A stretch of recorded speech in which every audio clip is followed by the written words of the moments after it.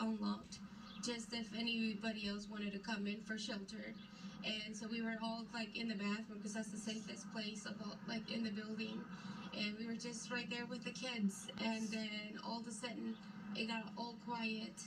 And then it just felt like it was getting like demolished upstairs. And we were just crying and just praying that everybody was saved. And I'm sorry, I'm still emotional like I was telling you.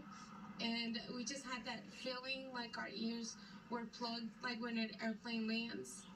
And all our ears got plugged, and that's when we got more scared, and we knew it was on top of us.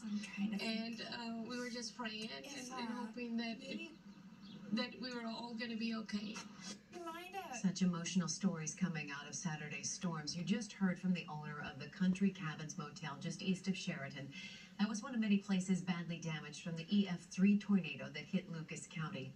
That tornado was on the ground for 17 miles, 24 minutes in total. In that time, it destroyed homes, trailers, and livelihoods. 40-year-old Jesse Theron Fisher was killed in the tornado as it barreled through Red Haw State Park, not far from that Chariton motel.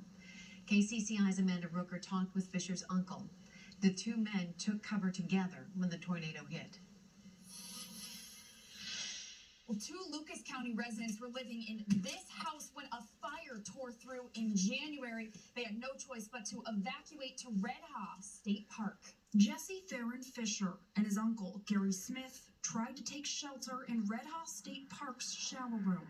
But Smith says it was off-season and the steel doors were locked. With a tornado coming, they huddled in their camper. Did you feel it hit? The wind was blowing hard and the camper was rocking a little bit. And next thing I knew, I was buried in rubble. The tornado tore right through. Gary climbed out from piles of broken tree limbs and sheet metal, searching for his nephew. And I found him laying on the ground. Legs kind of spread apart.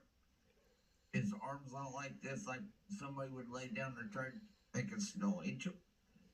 He was gasping for it, and I tried to do CPR on him. And every time I closed my eyes, that's all I could see. 40-year-old Jesse did not survive. I lost my nephew and my best friend. It's always been the two of you. Yep, we've always been together since the day he was born. Gary says it was Jesse that always took care of him, who helped him keep going in January when their house went up in flames. This week, the first time in 40 years, Gary woke up to life without Jesse. I thought I heard his voice this morning. I thought it was just a nightmare, but I could have sworn that his voice says, "Hey Gary, I'm here." And there was nobody there. For now, he's living in a motel room with no family, no home, no belongings, nowhere to turn. In Sheridan, Amanda Rooker, KCCI 8 News, Iowa's news leader. These stories are heartbreaking.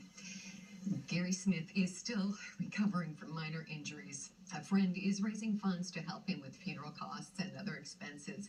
If you would like to help Gary and other Iowans who have suffered heartbreaking loss, a GoFundMe has established a whole page dedicated to fundraisers that have been started on its site that will benefit those folks. All the fundraisers listed have been verified by its trust and safety team. The link to this page can be found through the KCCI website and mobile app and by scanning the QR code at the bottom of your screen. A community staple in Chariton also took a hard hit. It's the Soda Pop Saloon. Cindy Reyes says it was her dad's dream, a very special place where families and children of all ages could go for a fun night out. Now that special place is a pile of plywood and sheet metal. But Reyes says everybody's fine. The show will go on, starting with finding a temporary home to bring back the Soda Pop Saloon.